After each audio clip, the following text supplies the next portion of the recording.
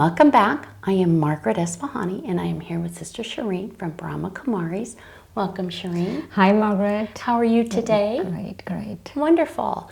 Shireen, you had talked to us briefly or previously about the 7 deadly C's. In this exercise section, I'd like to see if we can, dive into those. But please refresh our memory, if you will, about what those C's are. Previously, when we was talking about changing our questions, changing our life, I was talking about the 7 deadly C's. And all these words begin with the C. Okay. And they really are deadly. They're deadly for our peace of mind. They're deadly for our well-being. They're deadly for our heart. They're deadly for our strength.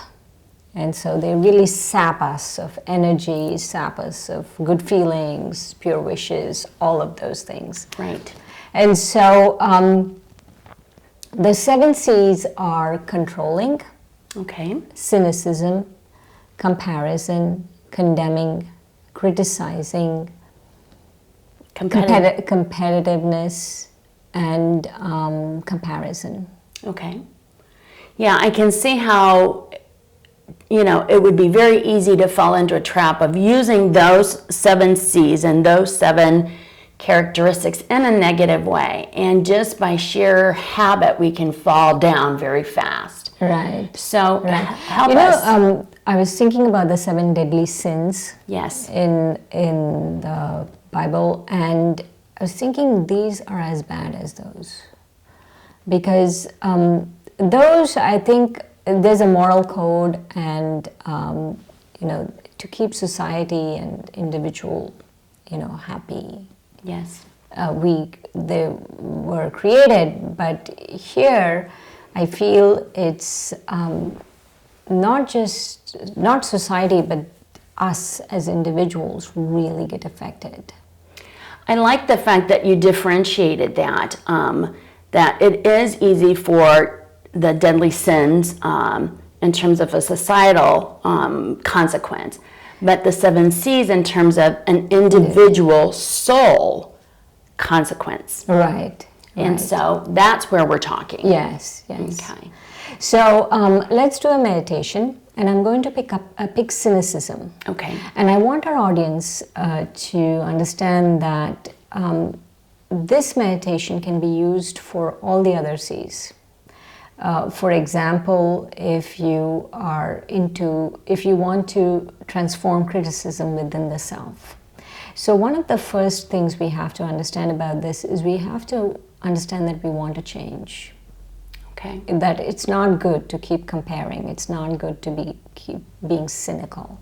Right. That there has to be this desire to change. Okay. So if you want to change, let's say, criticism within you, that you want to change, then you have to pick an opposite virtue to criticism. So I'm going to, for example, for criticism, you would pick appreciation. Okay.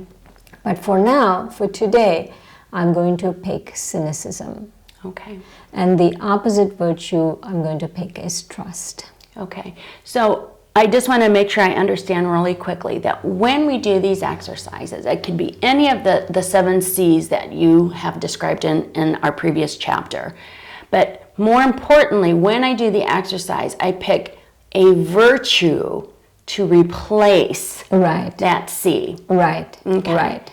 And so today we're going to do cynicism, and the replacement is trust. Okay, wonderful. Trust, and it's a very similar thing. I mean, you can change the meditation around, but you'll see as we go along how I use trust.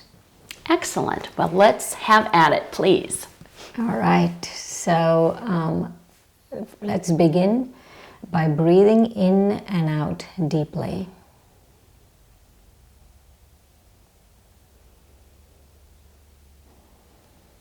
And as I breathe in and out, I meditate on my breath.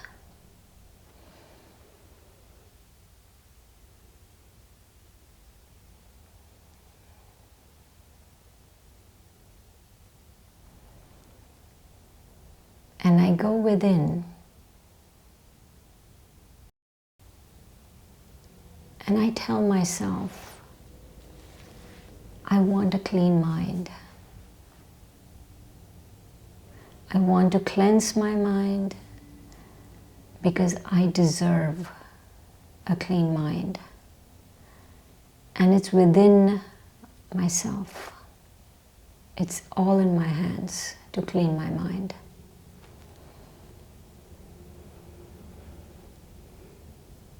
And remind yourself that you're a pure soul.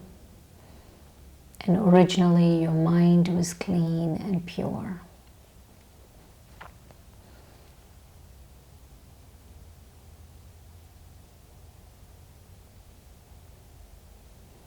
And for today, let's clean the mind of cynicism.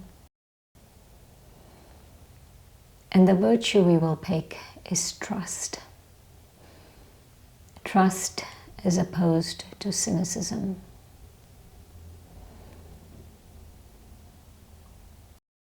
I trust that every situation, everything that is happening to me, whatever is going on, is for my benefit. And if it's not for my benefit, I trust myself that I will know the difference and that I'd be able to move away from it. And so when I trust, I re-emerge innocence, just like a small child trusts and is so innocent. I trust. Trust is one of my original qualities. It washes over me.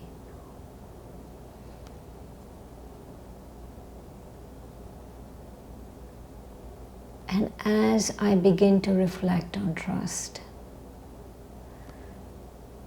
cynicism moves away.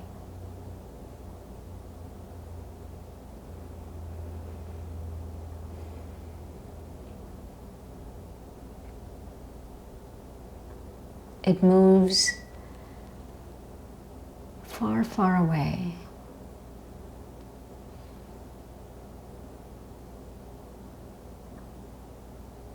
And I affirm to myself, I'm not going to pull it back to me. There are no strings to me and cynicism. I cut them.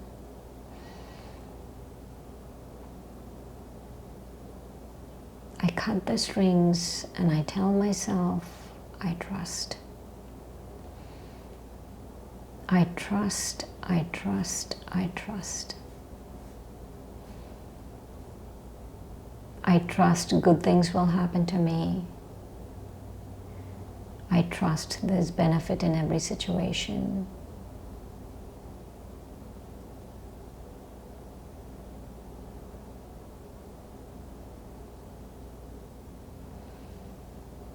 And with that feeling of trust, I come back to this room. Om Shanti, I am peace.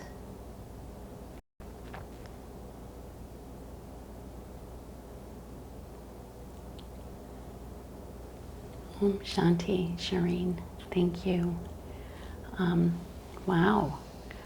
Yet again, another powerful release of worry and being tied to the cynicism that can cloud our judgment. Yes, yes. We don't realize, we use it as, I think many of us are not born with cynicism, we are born with trust. If you remember, as children, we are born with trust. Every child just assumes the parent will take care of him or her. And so we acquire trust, I think, as a defense mechanism. We acquire cynicism as a defense mechanism because we are defending ourselves from eventual disappointment or whatever. But we don't realize that that defense itself is hurting us. You know, I really appreciate you saying that because if you don't mind, I have a few questions about my experience, and then even just now you had mentioned some things. As children, you know, we trust our parents, and sometimes, you know, sadly enough, you know, there are a lot of children that Parents are misused. yeah, the parents don't necessarily have, and not that this is a judgment on a parent's call, but sometimes they don't have the wherewithal to make healthy decisions. And so children, I think, when they experience something through family dynamic, then they become cynical. And then that begins to become, like you said, their defense mechanism. So if you can share with our audience and with myself, how can, you know, I mean, this exercise is fantastic, but how can I go back into that child and that original soul and trust and relinquish? Yes, relinquish. It's a tough one. It's a tough one, but baby steps. Perfect.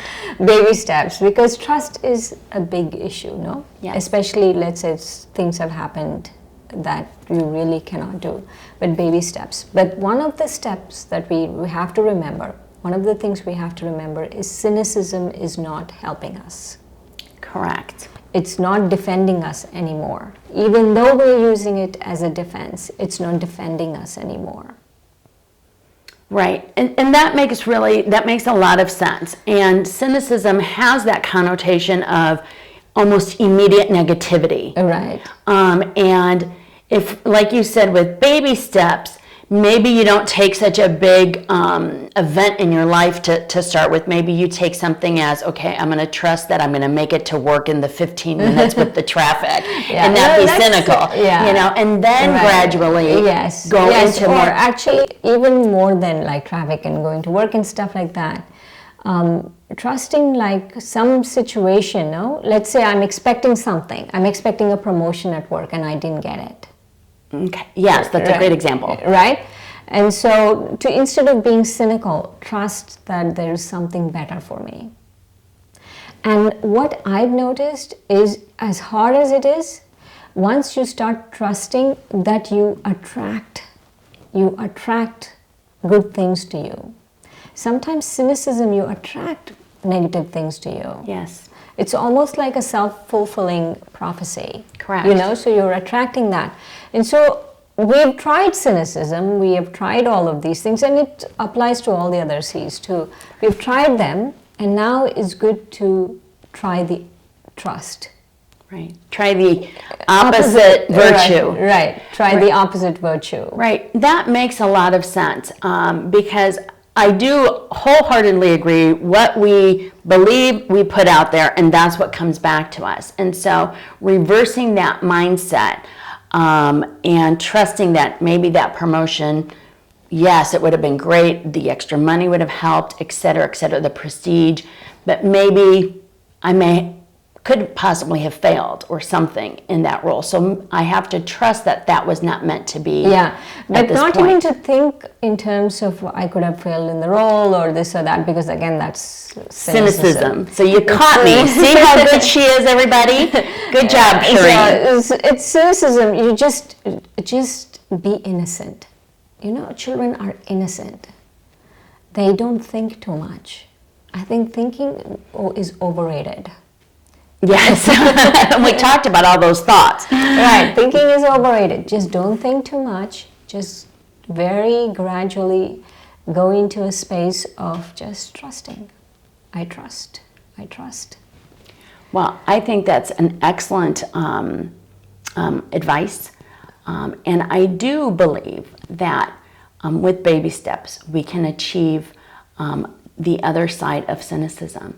And so for that, Shireen, I thank you. So again, remind us we can use all of those. All of those, like I said, for criticism, I can use appreciation. That's a simple, easy one. Mm-hmm. Every time I criticize, let me appreciate. Even if I can't appreciate the person I'm criticizing, let me appreciate something else. Wonderful. Well, thank you very much, Shireen. I think that you know, we will able to take away this exercise and use it across the board. Thank you once again for a Thanks, great Mom. time.